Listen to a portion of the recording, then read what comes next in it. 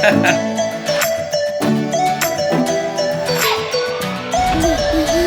it's really good. Yeah, he's going absolutely crazy, and I can feel it for the first time.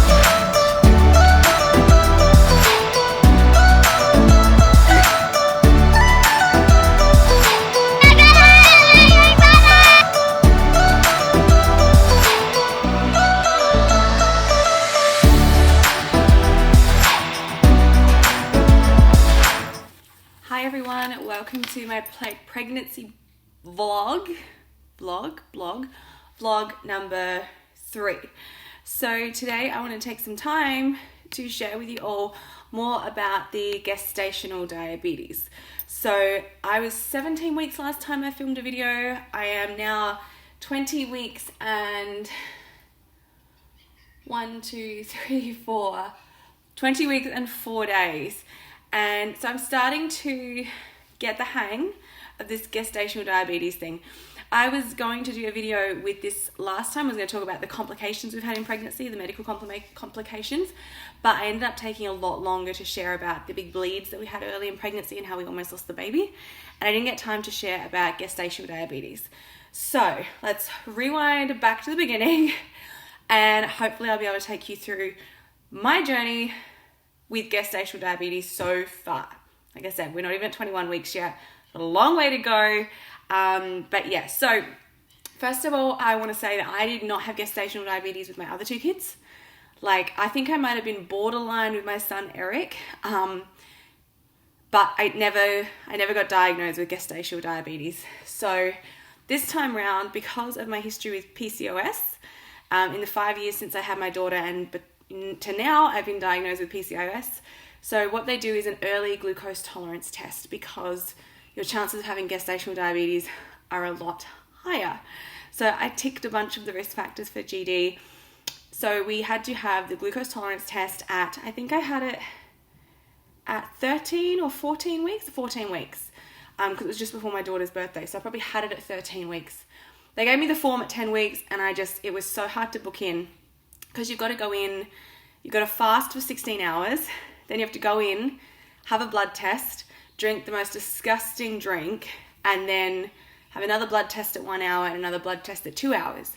So it's quite a chunk of time that you have to be sitting in the waiting room. You're not allowed to leave. They only do it on certain days. So it took me a couple of weeks to get booked in for it. So I think about 13 weeks, and I went in for my glucose tolerance test. I felt so awful when I got there, because I was fasting, I was morning sick. I have an eating disorder history, so anytime I start fasting, I start going into this spiral of I feel so light and hungry, and it feels awesome, and it's a really dangerous combination for me. So I went in from fasting, had my first blood test, took the drink, waited an hour, had my second blood test. In that first hour, I felt absolutely rotten. Like, I felt like my teeth were falling out. The drink was that full on and sugary. I was like shaking. I was out the front. They let me stand out the front of the pathologist office, I guess. They wouldn't let me leave the premises, but they would let me stand out the front because I was so close to being sick. I needed the fresh air. I felt horrific that first hour. They did the blood test, and then I had to wait around for the second hour, and they did the second blood test. I started to feel a bit better towards the end of it. And so I went back, started living my life, doing whatever, and then I got a call from a gestational diabetes nurse or a diabetes educator. And she said, hi Shona, I need to make an appointment so I can get you all set up for your sugars and everything because you've got gestational diabetes. I was like, do I? So the hospital had never called, midwives never called anything to let me know the results of my test. The first I heard of it was when the diabetes educator kind of said, okay, your fasting blood sugars were really high. It wasn't actually at the 1 hour or 2 hour mark. It wasn't from drinking the solution. It was actually my fasting blood sugars were really high. So they were really concerned. And I was kind of like, I was about to go spend a week in the city with my mum on school holidays. I was like, I can just deal with this in a couple of weeks' time. I'll come and see you. And she's like, no, we need to see you tomorrow. Like, this was about 5 o'clock at night. Like, we need to see you tomorrow. So I organised a babysitter, rushed down to the hospital the next day to meet with the diabetes educator. And in that 24 hours between finding out I suddenly had diabetes and actually meeting with her, I was so angry. I was furious and frustrated, and I just wanted to cry. I was so fucking mad. And I know a lot of women go through gestational diabetes when they get their diagnosis. They feel exactly the same way for whatever many reasons, because it feels like it's the one thing that it feels like it's your fault, but it also feels so out of control. It feels so out of your control. So for me, what made me angry is the diabetes nurse on the phone to me, she said, you need to cut out carbs, you need to cut out fats, sugars, coffee, all this stuff. And instantly, for me, after spending 20 years having an eating disorder, and especially the last 12 months in a really intensive therapy to try and deal with this for good, and finally, in the last 6 months, starting to have a really healthy relationship with my food and my body, where my entire life isn't obsessing about food and tracking and weight and calories and the in versus out cycle. So actually starting to have a healthy relationship with food. And all it took was one phone call from this diabetes educator for me to sink back into the worst place of my food issues, the worst place of my anorexia, is to just go, well, food's the devil again, and I can't eat anything, and here's all these rules. And the anorexic part of me, which I envision as kind of like this black, tarry, dementor creature inside of me, she's like, yes, rules and restriction, and we can do this, and it's going to be so good, and you're going to lose so much weight during your pregnancy. That's my anorexia speaking, my eating disorder that lives inside me speaking. And I had to go, no, I will not restrict. I will not follow some crazy rules. And really, I was just angry. I was standing up for myself. No, I haven't been through all this treatment. I haven't spent thousands of dollars and years of my time fixing my relationship with food just to have it all fucked up again because of gestational diabetes. So I felt really, really, really, really, really angry going into that appointment. And I guess I really had my guard up. I was super defensive. And then, she looked, I told her what I normally eat in a day. I kind of gave her a week of what I normally eat. And she's like, okay, don't freak out. I need you to eat more. I was like, what? That's not what everything online told me. And that's not what everyone's saying. They're saying that to cut out carbs and this and that. She's like, Shona, you already don't eat enough carbs.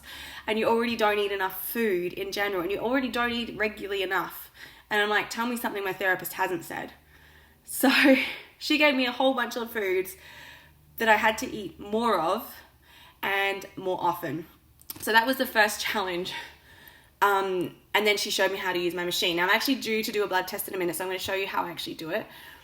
So that first appointment was overwhelming and just really full on, but not in the way that I expected. I expected to be walking in and told, you need to lose weight, you need to cut out all this food, you can't eat this, you can't eat that. Because the first thing I did was go online and join all the gestational diabetes Facebook support groups because I had so many questions and I just kind of wanted to feel less alone. I almost wish I'd never done that because that entire space was full of I can't eat, I can't have, problems, negative. And it was nice to know that I wasn't alone. But at the same point, I also, took myself back out of that group a few days later because it wasn't a good mindset for me to be in. So I went into this appointment thinking she was going to take and say, I can't eat anything. And all of a sudden, she's telling me to eat more. So on most of my meals, I would have no carbs or very, very limited carbs. And I already eat quite healthy, not by I'm going to eat healthiness, but that's just the type of, I already love having oats for breakfast with a banana or some blueberries. That was a weird noise. It was a weird pop. I already have a good breakfast. I already eat lots of fruit and healthy fruit. I already have lots of vegetables in my diet. Most times my lunches is an egg omelette with lots of veggies in it, or it's some crackers with avocado and tomato, or some Ravitas with cream cheese and tomato on top. I already eat really healthy. And my dinner is usually what I have with my family. And we eat lots of fish, we eat lots of red meat. Just quite a varied diet. I actually love vegan food, so I have a lot of vegetables in my diet. So she actually looked and she's like, diet's not a problem here. If anything, I just need you to eat more. So she's like, add a piece of wholemeal bread to this meal and to that meal. And before you go to bed, have a yogurt. And all this stuff that was so the opposite of 20 years of eating disorder. She was like, eat more, eat regularly, have a Milo, have a fruit, have a piece of bread before you go to bed. And it totally spun me out. It was almost like if she'd told me to eat less, that would have been easy for me because that's my default setting. Eat as less as possible. Food is the devil. She was telling me to eat more, and I almost really, really struggled with that more in the first couple of weeks. So I kind of wanted to wrap my head around the fact I need to eat more, and she gave me a lot of great suggestions, and she booked me in to see the dietitian in a couple of weeks' time. After that, it was just getting the hang of doing blood tests every day. So this is a little kit that she gave me, and she was really great showing me how to use it. So I felt pretty confident, even though I've never done anything like this before. Essentially, I've got like a little sheet that I have to fill in my bloods and email to her every week. It's well used, and unfortunately this is pretty gross, but you can see like there's little blood spots here from when I've been trying to do stuff. And anyway, I was carrying this around and trying to fit a pen. We went to Holy Moly Golf, and there was this little plastic pencil on the scoring cards, and it is perfect for slipping onto my little thing so it stays in my kit. So that was just one of those like, hey, I'm pinching this pen, I hope that's okay situations. So I got like all the information to fill out, and she showed me how to email her and everything. I've got my diabetes strips, my testing strips, spare needles. I've only needed to change one so far, which has been pretty easy. And the good thing is these leftover containers, when I'm out of strips, I can put the used needle in there and then dispose of it really carefully. Then I've got my little piece of equipment. I have no idea really how this works because she set it all up for me. So I just plug one of the strips into the bottom of here, and it magically turns on, does what it needs to do, and then when I pull the strip out, it turns off. So I would absolutely not know what to do if I got this buggered up on the settings. Then I would have to call her. And this is my little pen. I guess I call it a pen. I don't know what else I'd call it. So if it unlocks, it's got my needle in there. Pretty orange one at the moment. And then I move around to here. So originally I was able to test on 2. So this is kind of like the depth that the needle goes in. And they said basically if you've got like mechanic tradie hands, you need a 5. I started on 2, and that worked really well for about 3 days. And then I had to go up to a 3. So that's what I've been on now for a little while. So what I'm gonna have to test right now, I've already washed my hands. I'm just gonna show you how to do it. Because I know like when I first found out I get gestational diabetes, I had so many questions about the diet. And so I went straight onto YouTube and was looking like, what do women with gestational diabetes eat in a day? And I was full of questions. And then after a couple of weeks, it was like, how do I do my testing properly? Am I putting it in the right place on my finger? So what I'm going to do, got my little machine here, little test strip, and it just goes in the bottom there. Starts up, magic, magic. And then what I'll do is prick my finger and then just put a tiny bit of blood there. Let me see if I can show you what I'm going to do here. So basically I just pull this back and that loads it, and then I'm going to put it on my finger here. It doesn't like, I don't know, and I'm going to push down on this button and it will prick my finger. So you can see a little bit of blood there already, and then I just give it like a little massage to get some blood out. It's actually quite a lot. And then I just touch it on there and it's done. Okay, so that's the reading I've got. It is super high right now. So that is a super high reading. It's probably one of the highest readings I think I've ever had. That is because I am not well at the moment. So normally this has to be under 6.8 for 2 hours after a meal. I'm not well at the moment. So I'm having cough lozenges, I'm having cough syrups, I'm having my inhaler multiple times, I'm on a bunch of different medications and reflux things. So my numbers are all over the place at the moment, but ideally this should be under 6.8 for me. which it normally has been. This is the highest reading I've ever had, and it's because I just had to have a couple of throat lozenges and some of my reflux tablets as well. So that shows up, and then I just take that and I just put it in the bin, and then that's all done for the day. Now, well, not for the day. 2 hours after every meal I have to test, and then I also have to test as soon as I wake up in the morning. So it's essentially 4 times. As soon as I wake up in the morning, then 2 hours after breakfast, 2 hours after lunch, 2 hours after dinner. And so my fasting levels, they want to be under 5. I'm hovering around 5.1, 5.2 at the moment. And my after meal levels, they want under 6.8. So you can see that one was quite high, but my regular after meal ones are like 4.1, 5.6, 5.2, 6.1, 4.1, 6.3, 5.6. So they're not dramatic, right? And so it is diet controlled. Like, there are certain things now that I know that I can't have. So anytime I have cheesecake, straight through the roof. Anytime I have like naan bread, pizza dough, anything like that will send it straight through the roof. It's funny how I can have sandwiches, crumpets, pancakes, things like that, and it doesn't seem to affect my levels at all. But like really doughy bread, it will straight through the roof. So what's happened, because my fasting levels, it's been about 4 or 5 weeks now of testing every single day, every single morning when I wake up, my fasting levels haven't gone down, which is shown no matter what I do with my diet, it's not affecting my sugar levels. Overnight, my pancreas, my whatever, is not producing enough insulin in my body, and so my blood sugar levels are raised overnight when they shouldn't be. What my obstetrician and the diabetes educator has done has put me on metformin. Now, I have been on this previously because of my PCOS.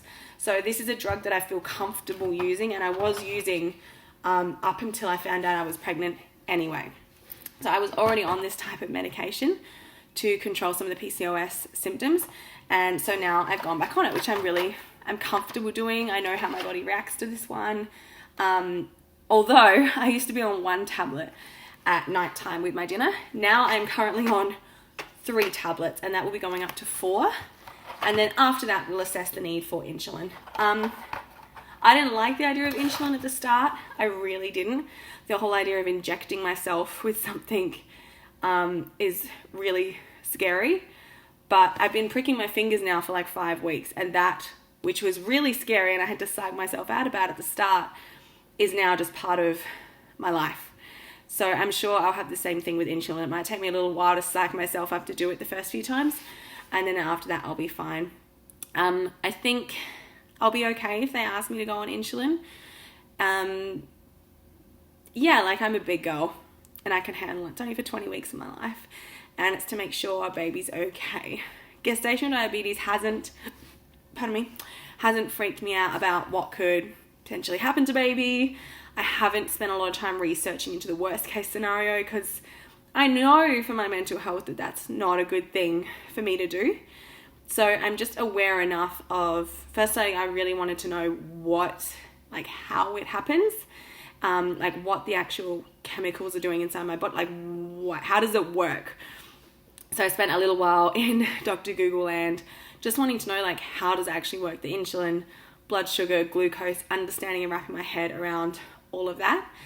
I am trying to really balance and keep perspective about the food situation, because at the same point, yes, my baby's health is super important and I want my blood sugars to be at a good level, but I know not at the sacrifice of my own mental health at all. I have been in some really dark places with food, with restriction, with rules around my relationship with food. I've been in the darkest places ever.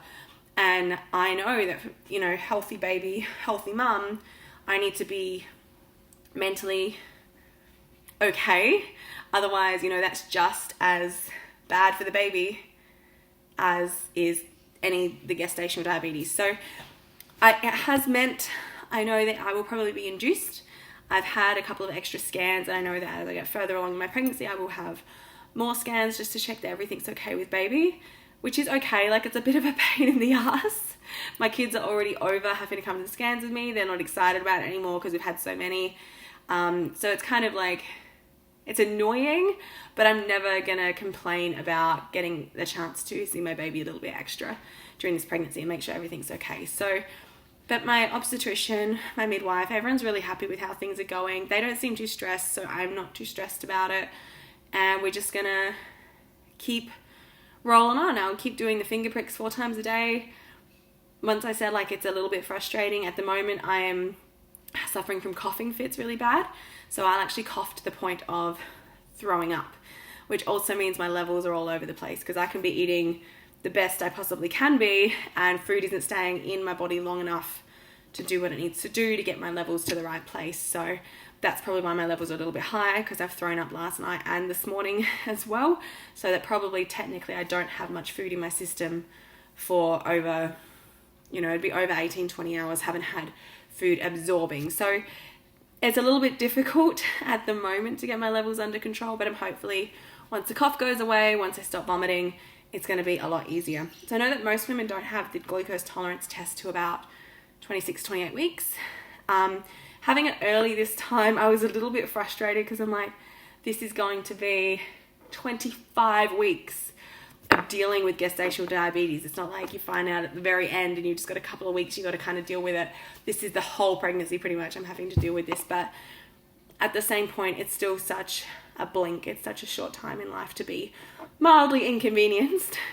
But yeah, if you're watching and you've been through gestational diabetes or you've just found out you've got gestational diabetes, I just want to say, and I want to give you permission to feel everything that you're feeling. If you're feeling angry and frustrated and disappointed, and like, I want you to just fully feel all of that. Don't let anyone tell you that you shouldn't feel grief or disappointment or frustration around this. You're perfectly allowed to feel that. And I think if you just embrace that and let those emotions kind of roll over you and deal with it in a healthy way and say like, this is making me angry. This is making me frustrated. I'm really pissed off about this. I'm really disappointed in myself. Like, you're allowed to feel that. I don't want you to feel disappointed in yourself because it's absolutely not your fault. It is just something that is beyond our control sometimes. Like for me, it was coming to terms with my fasting levels. That's why I've come to terms with being okay if they put me on insulin, because I know now after 4 weeks of testing and trying and tweaking different things with my supper that nothing I do is going to change that whatsoever. So it's like, hands in the air, we'll do what we need to do, right? So I just want you to know that what you're feeling is okay. You are so not alone. This happens to so many women. And it's like, why does no one talk about this? Like, this is a real thing and it's a pain in the ass. And it totally changes the way you get to enjoy and experience your pregnancy sometimes, I mean, half of the fun of pregnancy is pregnancy cravings. And when you can't give in to pregnancy cravings, it's like, well, why are we doing this? So you're okay to feel whatever you're feeling right now. You're not alone, and there is plenty of help and support out there for you. So I will probably do another video later on, maybe once I hit 3rd trimester, and share a little bit of an update on how things are going from there. But at the moment, I'm on my metformin, I'm doing my blood sugar levels, and I'm hoping in the next few weeks to just get that fasting really under control. And yeah, I'll update you guys if I end up going on insulin. Baby's fine. I'm not worried about baby measuring big. Maybe it's just because it's my 3rd baby, but it's like, it's going to hurt like a motherfucker no matter which way it comes out. And I'm probably going to have to be induced, which I've been induced before, and it wasn't a nice experience, but this time I'm just trusting that my body knows what to do and everything will be okay. I'm having some faith. Anyway, I hope you guys enjoyed this YouTube or podcast, whatever it turns out to be. And keep tuned for video number 4, which will be coming out in the next few weeks.